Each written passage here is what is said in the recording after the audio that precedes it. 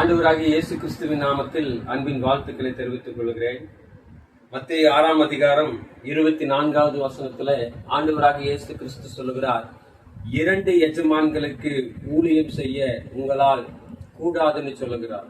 2 எஜமான்கள் என்று சொல்லி ஆண்டவர் யாரை சொல்லுகிறார் என்றால், ஒன்று தேவனை சொல்லுகிறார், 2வது உலகத்துக்குரிய காரியங்களை சொல்லுகிறார். அப்ப உலகத்துக்குரிய காரியங்களில் இருக்கிறவர்கள் ஆண்டவருக்கு பிரியமாய் இருக்க முடியாது.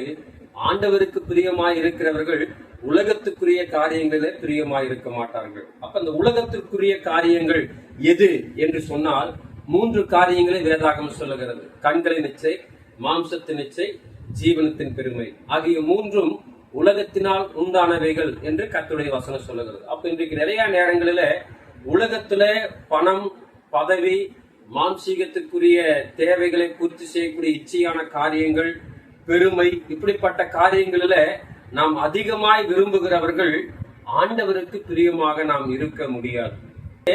தேவனுக்கு பிரியமாய் இருக்க விரும்புகிறவர்கள் இப்படிப்பட்ட 3 காரியங்களையும் ஜெயித்து அன்போடும் தாழ்மையோடும் பணிவிடை செய்யக்கூடியவர்களாகவும் மற்றவர்கள் மீது இரக்கம் காட்டுகிறவர்களாக, மற்றவர்களை நேசிக்கிறவர்களாக இருக்க முடியும். ஆனா இங்க ஒரு பெரிய பிரச்சனை என்னன்னா, இன்றைக்கும் அநேகர் நான் கிறிஸ்துவனா இருக்கிறேன், கிறிஸ்துவை பின்பற்றுகிறேன் என்று சொல்லிக்கொண்டு இன்னும் பதவிக்காக, பெயருக்காக, புகழுக்காக, இன்னும் அநேக நேரங்களில தற்பெருமையோடு, ஜாதி பெருமையோடு அதையெல்லாம் விடாத படிக்க அதை உறுதியாய் பிடித்துக் கொண்டிருக்கிறோம்.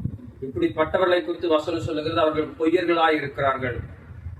நான் கிறிஸ்துவை உடையவன் என்று சொல்லுகிறோம், ஆனால் உண்மையாக கிறிஸ்து நமக்குள்ளாக இருந்தால் அப்படிப்பட்ட உலகத்துக்குரிய காரியங்களை முழுவதுமாக வெறுத்து இயேசு கிறிஸ்து விரும்புகிறதை மாத்திரம் செய்கிறவர்களாக இருப்போம். ஆகவே இதை கேட்டுக்கொண்டிருக்கிற அன்பான கர்த்தருடைய பிள்ளைகளே, இன்றைக்கு நாம் சிந்தித்து பாருங்கள். கிறிஸ்துவை பின்பற்றுகிறோம் என்று சொல்லுகிற நாம் எப்படி இருக்கிறோம்? உண்மையாக ஆண்டவரை பின்பற்றுகிறோமா?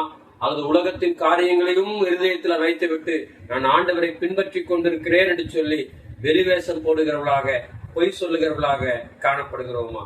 சிந்திப்போம், சீர்படுவோம். கர்த்தர் உங்களை ஆசீர்வதிப்பார். God bless you.